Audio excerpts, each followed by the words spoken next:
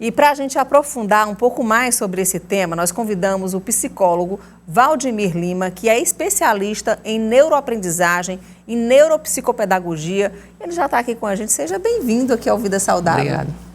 Bom, a gente teve essas dicas, né, da pedagoga de uma forma mais prática, mas assim, a gente queria aprofundar esse assunto, né? Acho que as crianças, os adolescentes, os adultos que viveram toda essa pandemia, mas a gente vai focar agora nessa questão dessa quebra da rotina.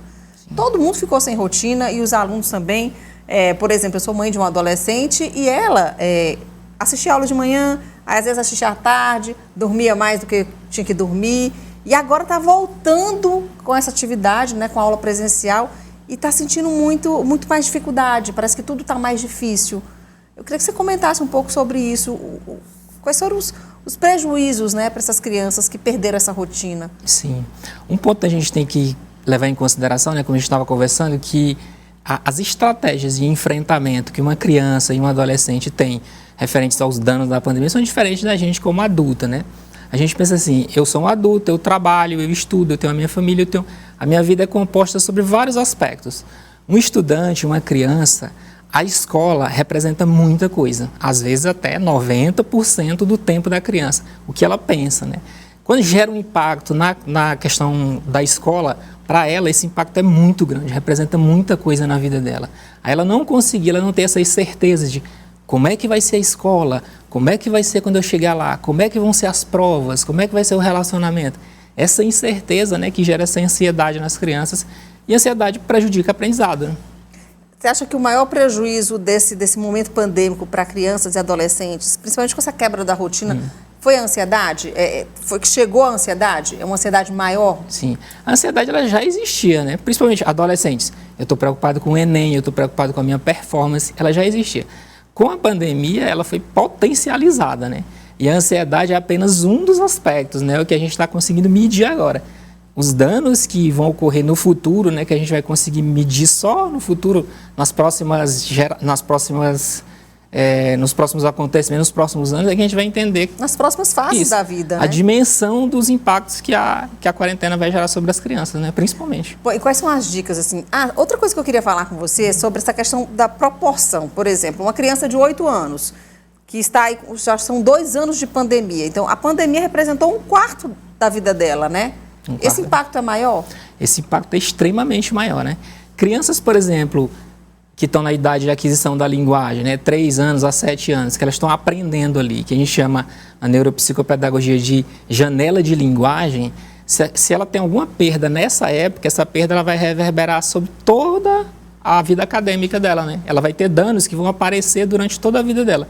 Então, assim, essa perda agora proporcional, talvez 50% da vida cognitiva, como ela se entendeu, né, por gente, isso aí gera um impacto enorme, assim, que a gente vai ter que medir depois, né? Bom, e agora com essa retomada das atividades, de uma forma ou de outra presencial, algumas escolas, algumas salas, por exemplo, tem casos de Covid, suspende a aula por uma semana, mas o que a gente espera é que a maior parte do tempo passe na escola. Quais são as dicas dos especialistas para esse momento? Dicas práticas, né? Vamos lá. Família e escola. O que é ansiedade? O que a ansiedade gera, né? Essa insegurança. O contrário da ansiedade seria segurança. Quanto mais a criança tiver noção da rotina, o que ela vai fazer, quando vão ser as provas, como vai ser a forma de ensino, que dia eu vou para a aula, que dia eu não vou para a aula, isso aí vai gerar essa sensação de segurança na criança. Para a família também. Olha, filho, você vai para a escola hoje, você não vai amanhã, no caso de aulas híbridas, né? E que ela entenda, quanto mais ela participar do processo, quanto mais jovem a criança for, mais informação ela tiver, menos ela vai ficar ansiosa. E a cobrança? Porque a gente sabe que esses 2 anos desse ensino, essa nova forma de ensinar, teve muito prejuízo para as escolas. Elas desaceleraram, né, para poder conseguir trabalhar nesse período de pandemia, e agora o ensino presencial. Então, eu preciso ter um pouco de prudência também, para não, agora que está presencial, vamos cobrar o que não teve nos 2 anos passados. Sim, tipo, essa ideia de tirar o tempo que perdeu, não tem como, né? Correr atrás do prejuízo. Não tem como.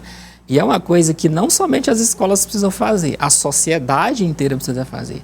A gente como pais, né, você mãe, eu pai, a gente tem que ter essa tolerância com os nossos filhos. Que eles passaram 2 anos num ritmo de estudo que é bem diferente daquele estudo presencial, né? Esse consenso entre a escola, entre a sociedade, entre os meios de avaliação, o próprio Enem, isso tudo tem que ser ajustado. Porque senão ele pode gerar essa sensação de frustração, que é o caso, por exemplo, o aluno antes da pandemia, ele estava lá no ensino médio, no ensino fundamental maior, ele tinha um excelente desempenho. A pandemia, ele ficou em casa, gerou uma série de problemas, conflitos familiares, a falta, uma das principais faltas também, você perguntou, é a falta da convivência da escola, né? A parte legal da escola é aquela convivência com os amigos e tudo. Eu perguntei para o meu filho, como é que foi essa questão da quarentena para você? Ele falou assim, pai, ficou a escola, só que tirou a parte legal. Ficou a parte chata. Que é aquela só de estudar, de cobrar, ele perdeu aquela convivência com os amigos. Essa perca também, ela interfere no processo de aprendizagem. Isso é muito injusto. Foi injusto com todo mundo, mas quem trabalha na educação e com os alunos é mais injusto ainda. Existe uma fórmula exata, uma fórmula que deve ser aplicada para todas as famílias, para todas as crianças e as mães devem aplicar, ou cada um deve desenvolver a sua fórmula? Sim. Na psicologia a gente tem uma palavra bacana para isso, que é subjetividade, né? Que é cada pessoa é diferente da outra, né? Em alguns aspectos a gente é muito parecido, mas em alguns aspectos a gente é muito diferente. Existem crianças, por exemplo, que são vespertinas e crianças que são matutinas. Quer dizer o quê?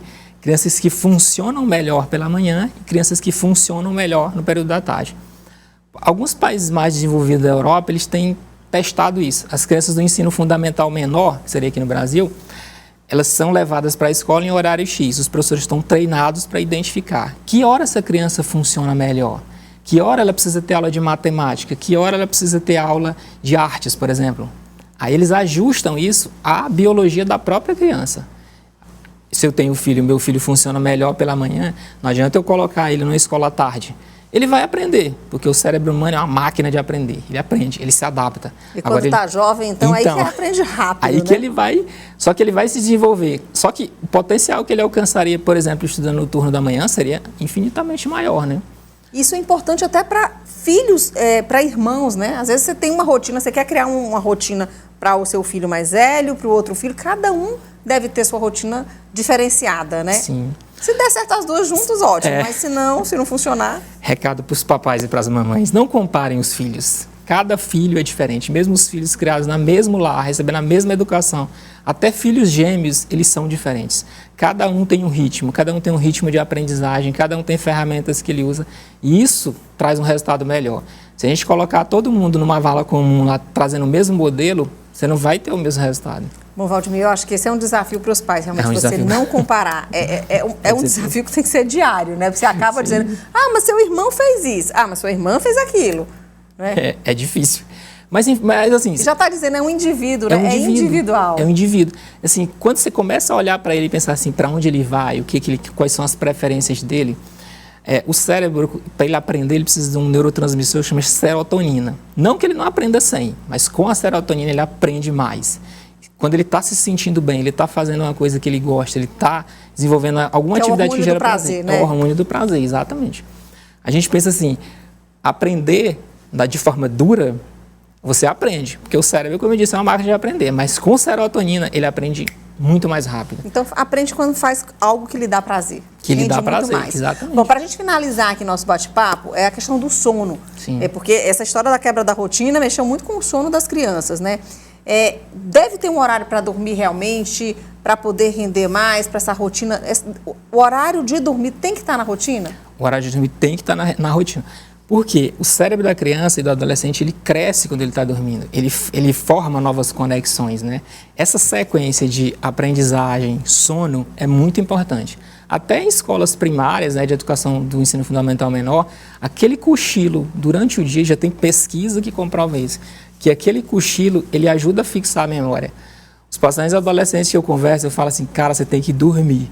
Porque dormir é como você... resetar o cérebro. Mais ou menos assim. Imagina você está digitando um arquivo no computador, no Word. Faltou energia, você perdeu tudo. Durante o dia, a gente está fazendo o quê? A gente está digitando esse arquivo, que é o que eu tenho durante o dia. Quando eu durmo, o que o meu cérebro faz? Ele pega aquele arquivo e salva no disco. Aí você está salvando, você não vai mais perder. Se você não dorme direito, você não tem um ciclo de sono tranquilo, você perde isso, você perde essa aprendizagem. Vai dar um apagão e o seu texto não volta mais quando você ligar o computador de novo. E você não vai aprender completamente, vai ficar uma coisa confusa. Tá bom, então muito obrigada aqui pela sua participação. Gente, eu conversei aqui com o psicólogo Valdemir Lima, ele é especialista aí em neuropsicopedagogia, neuroaprendizagem. A gente tentou trazer um pouquinho aqui de informações para os papais e para as mamães, para os vovôs e para as vovós, sobre essa questão da rotina aí dos nossos filhos, das nossas crianças e adolescentes. Muito obrigada. Prazer estar aqui e contribuir com os papais e as mamães. É isso, obrigada então.